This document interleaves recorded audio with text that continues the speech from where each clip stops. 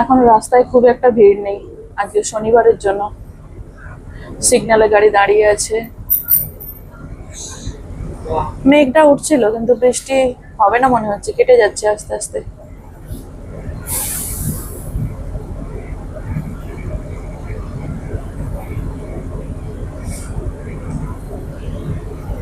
এখানকার বাসের প্রত্যেকটা রডে মানে সিটের কাছে ওই যে স্টপ বাটন রয়েছে।